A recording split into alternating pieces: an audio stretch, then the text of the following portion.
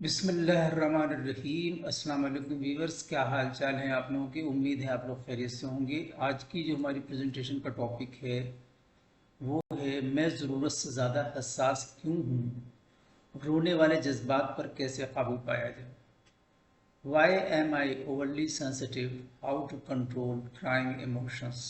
आइए देखते हैं पॉइंट्स इसका ओवर।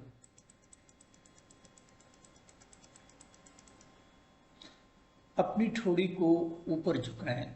नंबर 2 है अपनी आँखें खोलें। नंबर 3 है पलक झपकने से गुरेज करें। नंबर 4 है अपनी आँखों में आंसू जमने दें।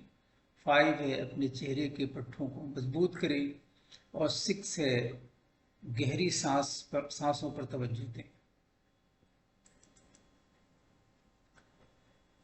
आला हसासियत के बारे में ख्याल किया जाता है कि जिनियाती जड़ें हैं और कुछ मखसूस जीन की मुख्तलिफ हालतें इस खसलत से वाबस्ता होती हैं, लेकिन इब्तदाई बचपन के माहौल भी एक किरदार अदा कर सकते हैं। शवाहिद बताते हैं कि इब्तदाई तजुर्बात का हसासियत से वाबस्ता जीनियों पर अपनी जेनेटिक असर हो सकता है। जज्बाती हसासियत को कैसे कम किया जाए।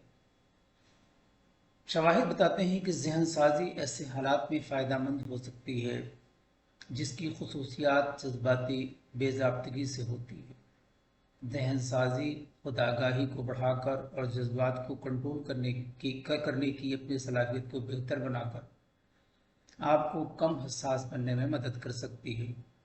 इस अमल में वक्त और मेहनत की ज़रूरत होती है, इसलिए हर रोज़ मशक के लिए कुछ वक्त मख्तस करना चाहिए। आइए देखते हैं आज के कोट्स और देखते हैं उसमें क्या मैसेज है। Don't cry because it's over, smile because it happened. दुनिया का सबसे मुश्किल काम इस बात की वजाहत करना है कि आप किसी के साथ कितने सच्चे और मुखलिस हैं। Thank you for watching and listening. अल्लाह हाफ़िज़।